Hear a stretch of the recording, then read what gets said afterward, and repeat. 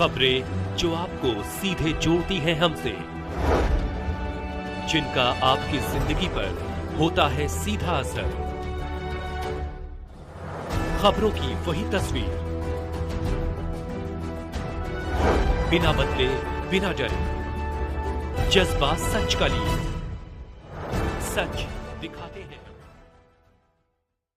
सूरत शहर cyber crime cell एक ऐसे अंतर्राष्ट्रीय गिरोह का पर्दाफाश कर रहा है जो दुबई से फर्जी कंपनियां बनाकर लोगों को शेयर बाजार में उनके निवेश पर आकर्षक रिटर्न का वादा करके और बैंक खातों के माध्यम से पैसे प्राप्त करके ठगी करके साइबर अपराध कर रहा है।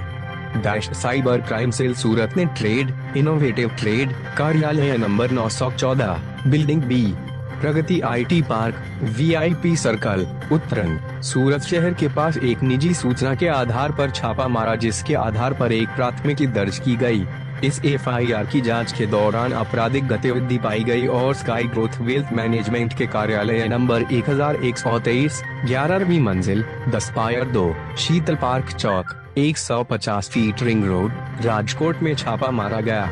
गहन जांच के दौरान पाया गया कि बिना किसी वेब लाइसेंस के ऑनलाइन एवं मंगड़िया के माध्यम से वित्तीय लेन देन कर भारतीय नागरिकों को अधिक निवेश का लालच देकर multi level marketing MIM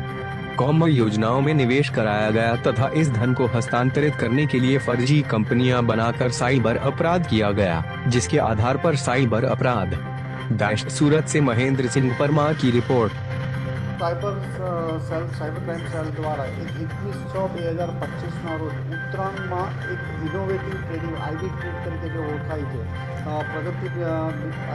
park IT park VIP circle પાસે ત્યાં એક સાયબર ક્રાઇમ દ્વારા રેડ કરવામાં આવી અને આ રેડ દરમિયાન IB ટ્રેડ અલ્પેશ વઘાસિયા, વિશાલ દેસાઈ અને જરીન ગોસ્વામી દ્વારા ચલાવવામાં આવ્યું હતું। આ લોકો IB ટ્રેડ અને એક રાજકોટની સ્કાય ગ્રોથ વેલ્થ મેનેજમેન્ટ આ બંને બધા મળી અને લોકોને ભારતીય નાગરિકોને ખૂબ જ પૈસા ઇન્વેસ્ટ કરાવીને ખૂબ જ ઊંચા વળતરના આશાએ એમની પાસેથી લાખો રૂપિયાનું રોકાણ કરાવવામાં આવતું અને આ પૈસાને લોકો એમની સાથે છેતરપિંડી કરવામાં આવતી હતી। એક મલ્ટી લેવલ માર્કેટિંગ MLM જેવી આ રોકાણની એક સ્કીમ હતી અને આમાં ખૂબ જ મોટા પ્રમાણમાં ટ્રાન્ઝેક્શનો મળી આવ્યા હતા, જેમાં 7% થી 11% જેટલું મંથલી વળતર, એટલે કે માનો કે તમે ₹1,00,000 રોકો છો તો તમને એક વર્ષમાં 84,000 એટલે 100% રિટર્ન્સ અને બીજો 11% એટલે કે 125% જેટલા ઉપર તમને રિટર્ન્સ દર મહિને આ લોકો આપતા હતા। આ સ્કીમમાં એમને મિનિમમ 18 મહિનાથી વધુ સમય માટે રોકાણ કરવું પડે। અલગ અલગ એમને સ્કીમ પણ કાઢી હતી કે જો ઇન્વેસ્ટમેન્ટ $25,000 કરાવશે તો એને બ્રોન્ઝ કેટેગરીમાં રાખવામાં આવે, $50,000 કરાવે તો એને સિલ્વર કેટેગરીમાં, $1,00,000 કરાવે તો ગોલ્ડ અને $2,50,000 પ્લેટિનિયમ ડોલરનું ઇન્વેસ્ટ કરાવે $2,50,000 તો એને પ્લેટિનિયમમાં રાખવામાં આવતા હતા। આ લોકો પણ જે તપાસ દરમિયાન સુરત સાયબર ક્રાઇમ સેલ દ્વારા 3 લોકોની મુખ્ય જે આ ધંધો સંભાળતા હતા, ડેનિસ ઉર્ફે હિંમત નવીનચંદ્ર કાનક જે રાજકોટમાં રહેવાસી 150 રિંગ રોડ પર એની ઓફિસ છે,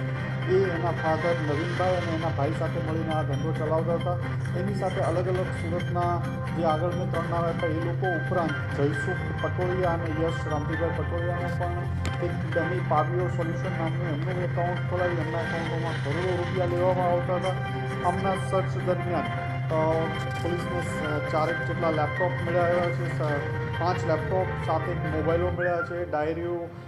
ટેબ્લેટ, રાઉટર, ચેકબુકો અને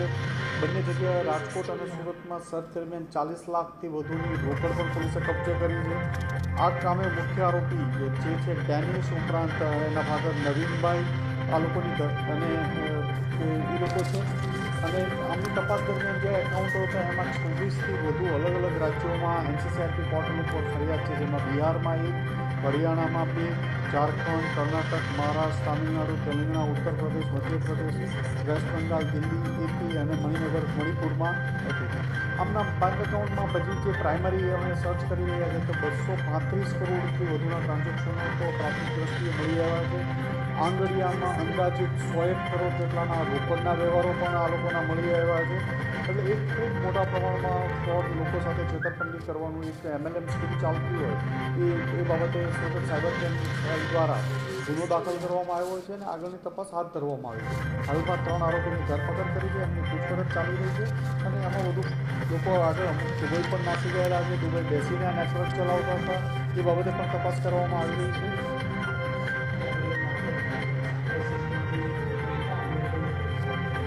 અંદાજિત એક અંદાજ પ્રમાણે 11,000થી વધુ લોકો